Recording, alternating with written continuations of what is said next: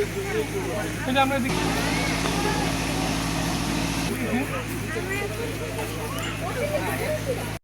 ছোটবেলা থেকে হুমায়ুন আহমেদ স্যারের বই পড়েই বড় হয়েছি। মানে আমি ক্লাস 7-এ যখন ছিলাম তখন লীলাবতী বইটা দিয়ে আর কি আমার পড়া শুরু হয়। তো এরপর থেকে প্রায় আমি মনে হয় 100-150-র উপর বই পড়েছি হুমায়ুন স্যারের।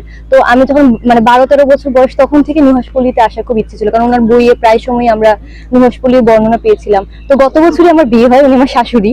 তো গত বছরে বিয়ে হতো, এইবার যখন আর কি দেখলাম যেখানে একটা প্রোগ্রাম আছে, আমি আমার হাজবেন্ডকে বললাম যে আমি তো মানে নুহাশপল্লীতে যেতে চাই, অনেক ছোটবেলা থেকে ইচ্ছে ছিল, তো চলো যাই। আমি বললাম হ্যাঁ চলো, আমরা সবাই মিলে যাই। তো মা, আমি, আমার হাজবেন্ড, আমরা সবাই মিলে এই জন্য আসলাম। আর আমার অনেক ভালো লাগছে যে আমরা হুমায়ুন আমাদের ফ্যামিলিকে দেখতে পাচ্ছি। শাওন ম্যামের সাথে কথা হয়েছে, ছেলেদের সাথে ওনার কথা হয়েছে, স্যারের মানে স্যার এখানে ছিল, এটা সবচেয়ে ভালো লাগছে যে স্যার একটা সময় এখানে ছিল। মানে আমি যখন ওনার ফ্যান হয়েছি ততদিনে আসলে উনি আমাদের ছেড়ে চলে গেছেন। আমি যে ওনার সাথে কোনোদিন দেখা করব সেই সুযোগটা আমার জন্য আসলে কখনো ছিল না।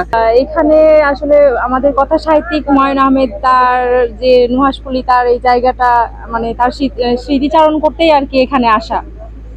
আমি কখনো এর আগে আসিনি এই জায়গায়। তা যখন এখানে আসা ভাবলাম যে ঘুরে আসি, তার জায়গাটা একটু মানে স্মৃতিচারণ করে আসি।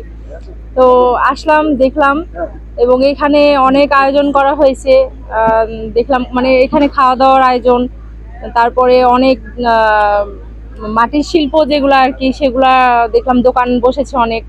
তো সব মিলিয়ে অনেক সুন্দর একটা পরিবেশ। গান বাজনারও আয়োজন আছে বিকালে। তো খুবই সুন্দর, খুবই এসে অনেক মুগ্ধ হলাম। তার পরিবার আছে, তার পরিবারের সাথেও দেখা করব। আমি মেইনলি মিরপুর থেকে এসেছি, আর এর আগেও অনেকবার পয়লা বৈশাখ করা হয়েছে, এবার এটা একদম ফার্স্ট টাইম আমার জন্য।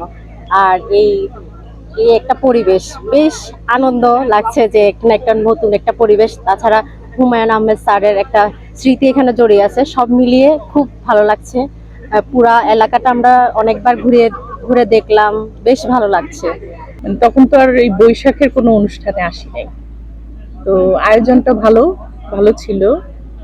বিশেষ করে খোলামেলা তো, আর বাতাস গরম যদিও অনেক, কিন্তু চারিদিকে সবুজ, বাতাসে ভালো সময় কেটেছে। এবং খাবারের আয়োজনগুলো ভালো ছিল, খাবারগুলো মানে রান্না রান্না ভালো লেগেছে। এবং দেশীয় যেহেতু এই সময়টাতে তো এই এই ধরনের বাংলা খাবারগুলো আমরা খাই।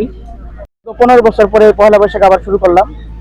আমরা যারা টুরিস্ট আমাদের এখানে আসছে, যারা আমাদের এখানে কুপন ছিল 2000 টাকা করে পার হেড, 2000 টাকার বিনিময়ে আমরা প্রবেশ করার পরেই আপনার তাদেরকে তেঁতুলের শরবত দিয়ে সংবর্ধনা জানিয়েছি। এরপরে হচ্ছে সকালে নাস্তা, পরোটা, খিচুড়ি, ডিম ভুনা, সবজি, ডাল ভুনা, তারপর আপনার হালুয়া, পানি, তারপরে আপনার হচ্ছে ইত্যাদি আরো অনেক কিছু ছিল। এরপরে হচ্ছে আপনার 11টার সময় একটা হালকা নাস্তা ছিল, তরমুজ এবং পেয়ারা।